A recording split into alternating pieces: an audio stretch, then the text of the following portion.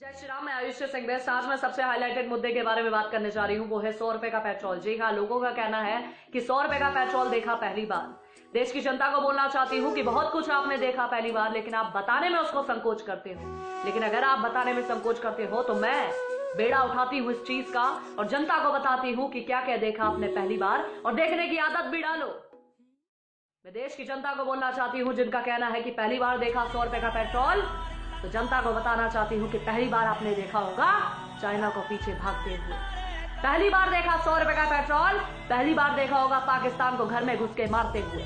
पहली बार देखा आपने 100 रुपए का पेट्रोल, पहली बार देखा होगा दुनिया को भारत से वैक्सीन मांगते हुए। पहली बार देखा आपने 100 रुपए का पेट्रोल, पहली बार देखा होगा आपने किसानों के खाते में सीधा 6000 रुपए जाते हुए।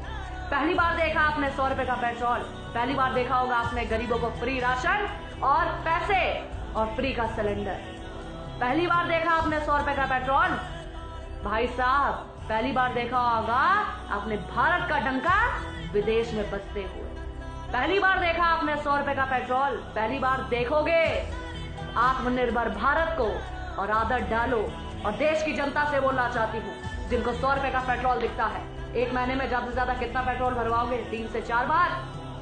आपके अगर 10 से 20 रुपए भी, अगर महीने में 40 से 50 रुपए भी ज्यादा अगर नहीं खर्च करने का दम रखते हो, तो कैसे उम्मीद करते हो कि देश का जवान आपके लिए और देश के लिए सरहद में बैठकर गोली खाए और किसी का बेटा शहीद हो जाए? जब आपकी सोच इतनी है 50 रुपए को गार्ड मारने की, तो दूसरे के बच्चे की जिंदगी क्यों दांव पे लगवाते हो? 100 रुपए का पेट्रोल देखते हो। मैं देश की जनता से बोलना चाहती हूँ, अगर आप में तड़ नहीं है एक महीने में देश के लिए या देश की सुरक्षा के लिए 50 रुपए ज्यादा भरने के लिए, तो अपनी गाड़ियों में आग लगा दो। क्योंकि आपकी सोच पर यह है कभी भारत की स्थिति डामाडोल होगी, आप तो कहोगे भाई मुझे 100 रुपए का पेट्रोल नहीं चाहिए, मुझे तो 40-50 में चाहिए। अगर इतना बनता है तो ठीक है, वरना देश को बेच दो, लेकिन मेरा पेट्रोल कम में होना चाहिए। आपकी सोच ऐसी है तो भाई साहब अपनी सोच अपने पास रखो। 100 रुपए का पेट्रोल मंजूर है, लेकिन देश को बिकता देखना मंजूर नहीं है, और देश का स्वाभिमान उठता देखना मंजूर है और देखेंगे।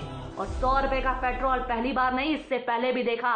अगर उस समय भी आवाज उठा दी होती तो आज देश के हालात, अपने लिए कभी आवाज उठा दी होती तो आज आपका धर्म खतरे में ना होता और देश खतरे में। आपने कभी सोचा कि कोरोना काल में जब देश में महामारी चल रही है, देश का प्रधानमंत्री देश के लिए, देश के लोगों के लिए और सेना को मजबूत करने के लिए, देश को मजबूत करने के लिए राफेल ला रहा है, लेकिन आपको तो 100 रुपए का पेट्रोल दिखता है, राफेल की कीमत किसी को नहीं दिखती। किसी ने नहीं बोला कि महामारी चल रही है, आर्थिक स्थिति डामाडोल है, लेकिन फिर भी राफेल आ रहा है। बोलना चाहती हूँ, अगर इतने सवाल आपने पहले पूछे होते तो आज देश की स्थिति क्या होती या आपके सामने होता। लेकिन आपको तो 100 रुपए का पेट्रोल दिखता है। वो हैदराबाद को वैसे कहता है कि बाबरी कभी मरी नहीं, हम तो बाबरी लेके रहेंगे। बाबरी जिंदा है सबके दिलों में और सामने भी। लेकिन तुम 100 रुपए में अटके रहना, तुम पेट्रोल की बात करना। ये जो राम मंदिर भी कोरोना काल में मिला है, इसके ऊपर भी खतरा है, लेकिन तुम्हें क्या फर्क पड़ता? तुम्हें तो 100 रुपए का पेट्रोल के बारे में बात करोगे ना। वो फैक्ट्स पे लड़ते हैं, वो पैसे पे नहीं, वो चीजों पर कि हम जाएं, हमारे बाद भी लोग लड़ते रहे इसके लिए और देखते रहे, इतिहास पढ़ते रहे और देश में कब्जा जमाए। तुम कहते हो 100 रुपए के पेट्रोल की बात करो, टमाटर प्याज की बात करो। इतिहास रहे ना रहे, धर्म रहे ना रहे, देश रहे ना रहे, हमारे बाद कोई सीख पाए ना पाए, दूसरा कब्जा कर ले, हमें इससे मतलब नहीं। लेकिन देश में पहली बार 100 रुपए पेट्रोल को आसमान छूते पहली बार देखा। आत्मनिर्भर भारत भी पहली बार देखोगे और बहुत कुछ निश्चित रूप से पहली बार देखोगे। और जागो 100 करोड़ हिंदू, अरे जागो 100 करोड़ हिंदुओं, देश में हिंदू राष्ट्र भी पहली बार देखोगे। बोलिए जय श्री राम, जय हिंद, जय भारत।